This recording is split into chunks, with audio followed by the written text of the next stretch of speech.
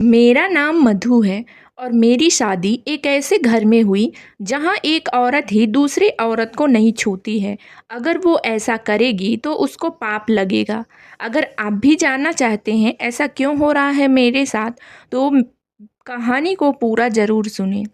मैं हूँ मधु और मैं अपने माँ बाप के घर में बहुत ही प्यार और दुलार से पली बड़ी हूँ। मेरे माँ बाप बहुत ही ऊंचे ख्याल के थे, कभी भी किसी चीज़ की रोक टोक नहीं किया। फिर मेरी शादी हो गई और मुझे ये नहीं पता था कि मेरी शादी एक ऐसे घर में हो रही है जहाँ औरत को छूत माना जाता है। एक दिन मेरा पूरा कपड़ा गीला हो गया था और मुझे पता नहीं चला। मेरा पीरियड आ गया था। मेरी सास ने देखा तो मुझ पर खूब चिल्लाई और कहा, अब घर के अंदर मत आना। मैं रोती हुई कमरे में चली गई। मुझे मेरी माँ की याद आने लगी कि मेरी माँ तो ऐसा कभी नहीं करती थी। ऐसे टाइम पर ऐसे टाइम पर तो वो मेरा पूरा ख्याल रखती थी, बिल्कुल छोटे बच्चे के जैसे मेरी देख रेख करती थी। और यहाँ क्या हो रहा है मेरे साथ। एक दिन की बात है, मधु की आदत थी कि वो हर सुबह जल्दी नहा धोकर पूजा पाठ करके पेड़ पौधों को पानी दे दिया करती थी। पर जब भी यह नियम महीने में किसी दिन नहीं हो पाता था, तो मधु की सास सुलेखा अपनी बातों का पिटारा खोलकर बैठ जाती थी। आज मधु की तबीयत थोड़ी ठीक नहीं थी, तो मधु की सास सुलेखा कहती है कि क्या बात है मधु, आज उठने में बड़ी देर कर दी, सब ठीक तो है ना। मधु कहती है, माँ जी, वो आज मेरी तबीयत ठीक नहीं है। सुलेखा ने कहा, बस बस, ज़्यादा समझाने की मुझे ज़रूरत नहीं है, सब पता है मुझे, मैं सब समझ गई। मैंने देखा था तेरे कपड़े में पूरे क्या लगा था सुबह। महीने से हुई है ना तू, साफ साफ बोलो ना। और हाँ, कान खोलकर सुन लो, तुम हमेशा ये गलती दोहराती हो। पीरियड्स के दौरान किचन में नहीं जाना और ना ही खाने की किसी भी चीज़ों को हाथ लगाना, मंदिर में नहीं जाना और ना ही पूजा करना, तुलसी माता को भी हाथ नहीं लगाना, पीरियड्स के चौथे दिन ही बाल धोना और उसके बाद ही किचन में जाना, 3 दिन अलग कमरे में सोना और पीरियड्स ख़त्म हो जाने के बाद ही बिस्तर की चादर को धोना। अचार को भी हाथ ना लगाना क्योंकि इससे अचार सड़ जाता है। मधु कहती है, पर माँ जी, आप अकेले रसोई कैसे संभालोगी? शीला भी गाँव गई हुई है, घर की साफ सफाई, बर्तन, रसोई का खाना पीना कैसे बनाओगी? सुलेखा ने कहा, मैं कर लूँगी, पर तुम घर के सब कामों से दूर रहना।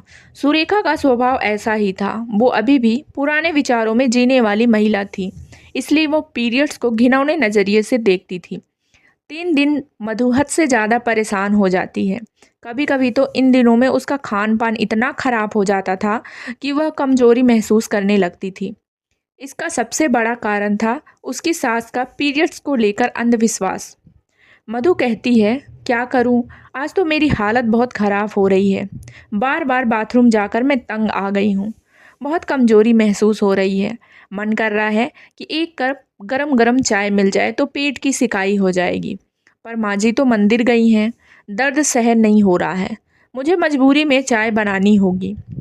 मधु की तबीयत बहुत ख़राब हो रही थी, इसलिए वो मजबूरीवश अपने लिए रसोई में थोड़ी सी चाय बनाने के लिए जाती है। तभी सुलेखा आ जाती है। वो इतनी तेज गुस्से में चिल्लाती है कि भरी हुई चाय की प्याली मधु के हाथ से छूट जाती है। सुलेखा कहती है, हे भगवान, मेरी रसोई अपवित्र कर दी। मैंने कहा था ना महीने से हो रही है तो रसोई के भीतर नहीं जाना। मधु ने कहा, माँ जी, वो मेरे पेट में बहुत दर्द हो रहा था। आज मेरा दूसरा दिन है तो तबीयत ज़्यादा खराब है। सोचा चाय से थोड़ी राहत मिलेगी। आप भी नहीं थी तो। इतना कहते ही मधु अपने पेट को पकड़े खड़ी थी। घबराहट में उसकी तबीयत और बिगड़ रही थी और वह दौड़ती हुई कमरे में चली गई।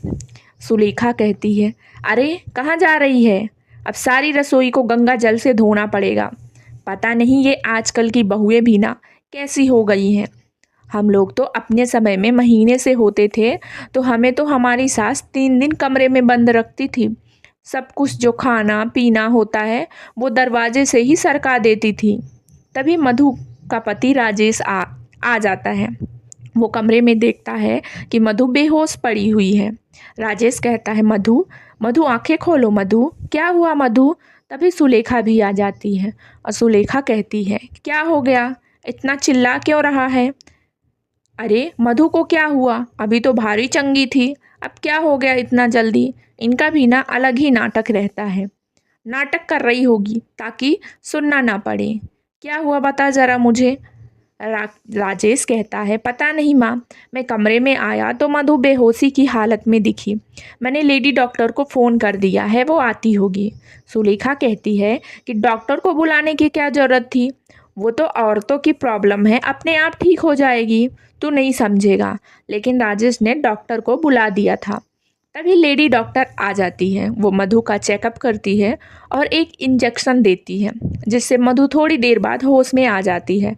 डॉक्टर कहती है, घबराइए नहीं, डरने की कोई बात नहीं है, कमजोरी और थकान के कारण मधु बेहोश हो गई थी। मधु कहती है, डॉक्टर वो मेरा आज सेकंड डे है ना। तो डॉक्टर ने कहा, ओके मधु। डॉक्टर ने पूछा, तुमने सुबह से क्या खाया है? मधु बोली, डॉक्टर मैंने तो सब कुछ खाया है, अभी थोड़ी देर पहले ही माँ जी ने मुझे दूध और फल दिए थे। डॉक्टर बोली, ओके गुड, जब इतनी अच्छी सासू माँ है तो फिर तुम बहुत किस्मत वाली हो, वरना मैंने तो बहुत घरों में देखा है कि आज भी पुराने रीति रिवाज निभाए जाते हैं। बहुत सी पुरानी औरतें अपनी बहू को इन दिनों में रसोई में जाने ही नहीं देती। लेडी डॉक्टर जो बातें कह रही थी उसे सुनकर सुलेखा को अच्छा नहीं लग रहा था। वह अपने आप पर बहुत शर्मिंदा थी।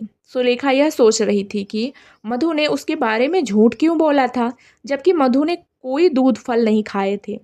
डॉक्टर राजेश से कहती है, राजेश जी एक बार मधु जब ठीक हो जाए तो क्लिनिक ले आइएगा, मैं मधु का हीमोग्लोबिन टेस्ट करूँगी। बाकी मधु तुम अपनी डाइट का ख्याल रखा करो, हरी सब्जियाँ, ड्राई फ्रूट्स और बाकी सब तुम्हें खाना है। तुम्हारी सास भी बहुत अच्छी हैं, तो तुम्हें चिंता करने की कोई ज़रूरत भी नहीं है, तुम अपना ख्याल रखना। तभी सुरेखा कहती है, आप चिंता मत कीजिए डॉक्टर साहिबा, मैं अपनी बहू का पूरा ख्याल रखूँगी। डॉक्टर के जाने के बाद सुलेखा मधु के साथ बहुत प्यार से बर्ताव करती है। रात तक मधु की तबीयत में सुधार आ जाता है। फिर एक दिन सुलेखा कहती है, बहू मधु, ये टिंडे का मसाला जैसा तुम बनाती हो वैसा मुझे बनाना नहीं आता, जरा रसोई में तो आना। मधु ने कहा, पर माँ जी मैं तो।